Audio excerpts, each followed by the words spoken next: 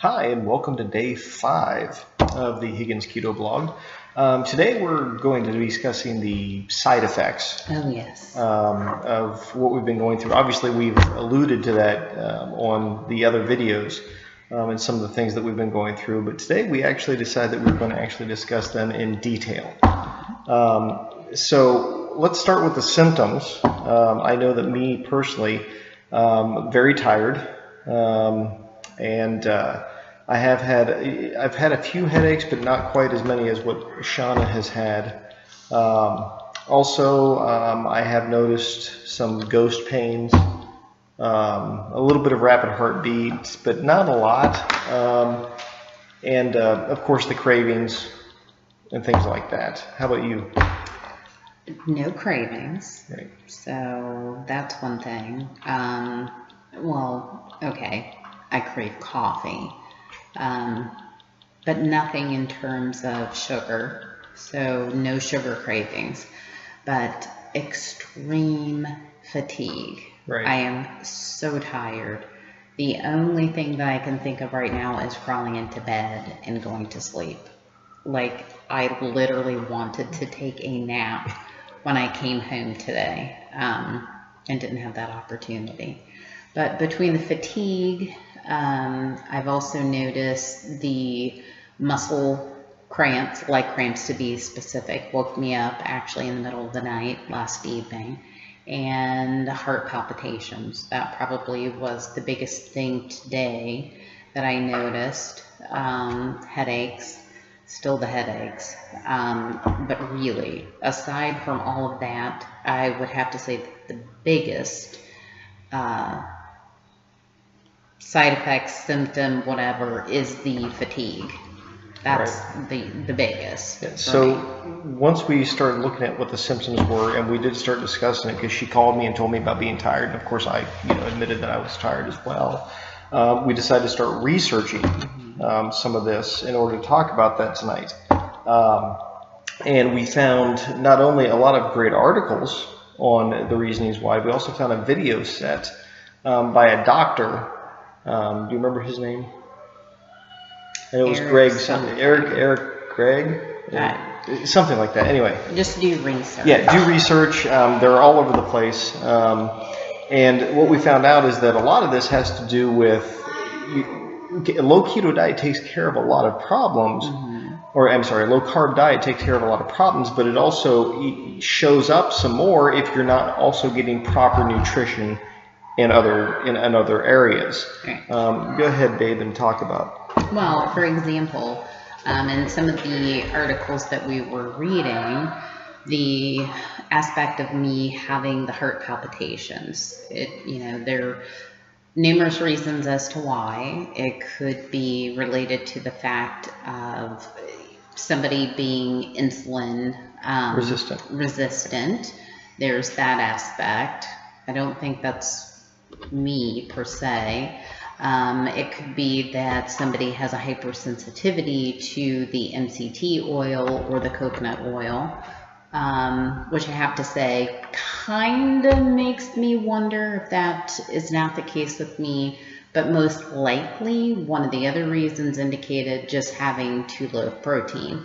Right. And that's something that I struggle with. I have always struggled with eating enough protein. I would say probably for the past 8 years, I have had problems eating protein. So this is nothing new. And ever since I've met her, I've constantly told her, hey, you need to eat more. You need to eat more protein in your diet. And it has been a struggle. And a lot of it has to do with, some people have a harder time digesting proteins than other people do. Right.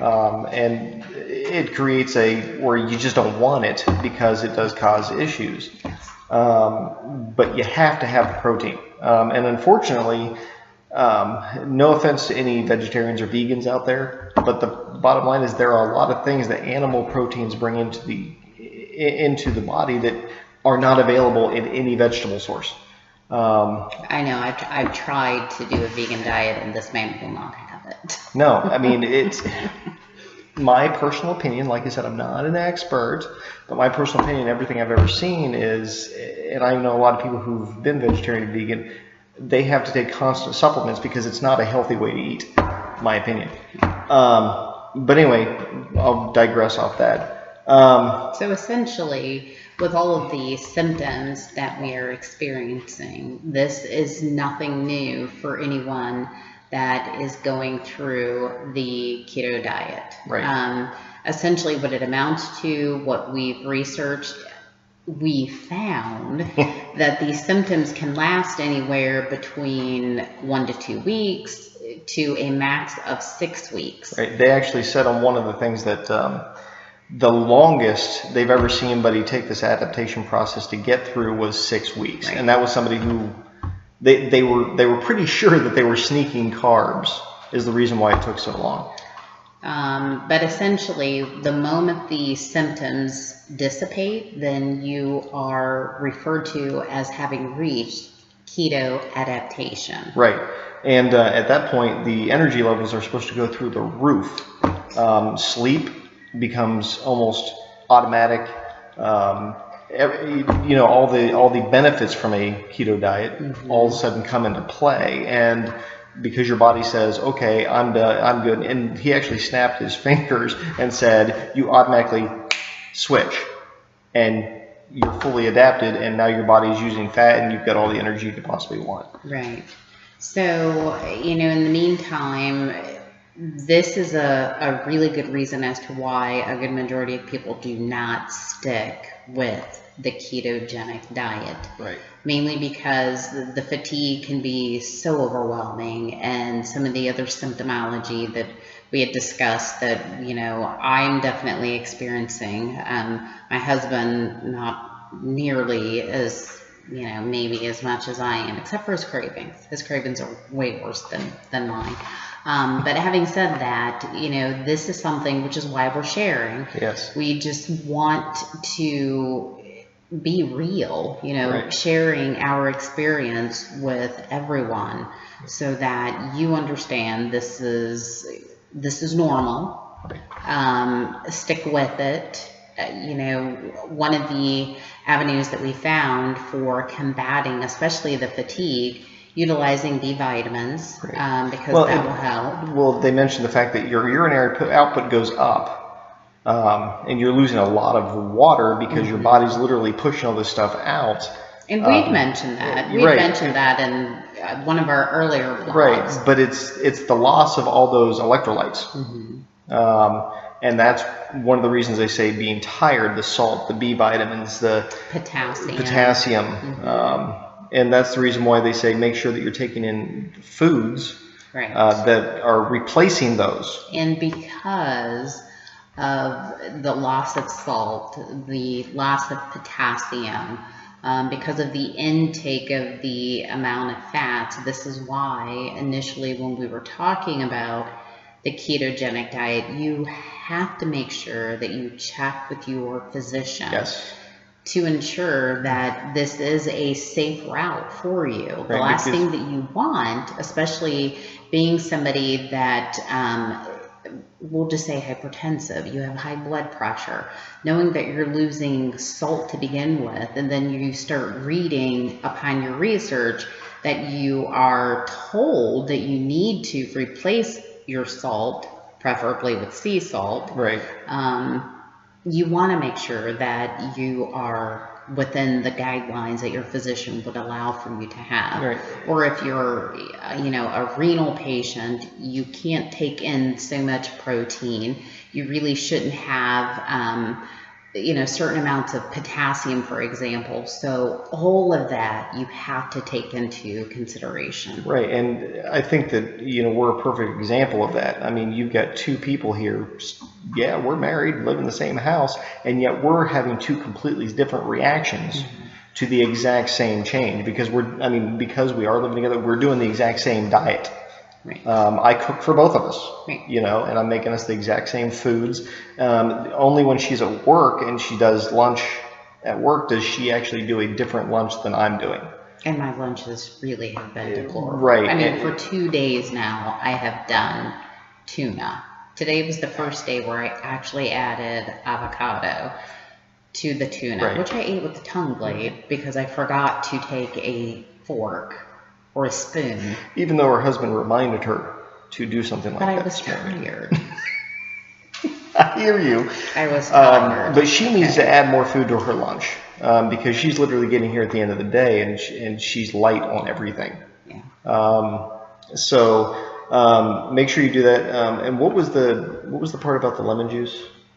Oh, adding lemon juice, which I cannot stand lemons, but adding the lemon juice so that you are decreasing your risk of having kidney stones. Okay. So there's that aspect. There are other reasons as to why we should add lemon juice to our diet. I won't go through that whole diatribe because there is this confusion within the medical community, so to speak, regarding alkaline versus you know, having an acidic environment within our bodies. Right. Do the research. Yeah, do the research. It's better if you yourself come to reach your very own conclusion, so to speak, regarding that. But there's definitely a different school of thought. Right.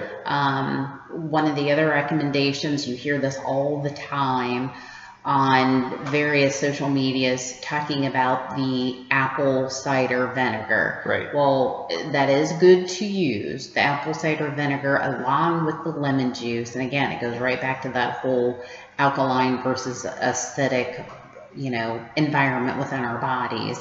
But aside from that, I mean, it's very helpful for weight loss too. Right. So that's probably one of the things that we're going to try, adding a little bit of lemon juice. He's thinking of drinking it directly instead of adding it to anything. I can't do lemon in my tea or water or anything. It's just,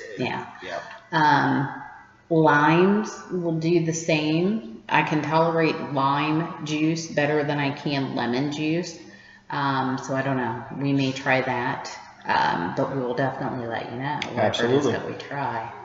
So I think that was essentially it. This is going to be a very short video this evening. We're not doing the 20-30 minute thing today. I'm very, very tired.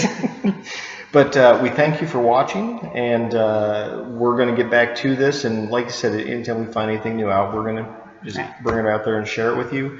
But we're not experts. We're just people. Absolutely. So you guys have a great night, and I hope you got something out of this. Bye. Bye.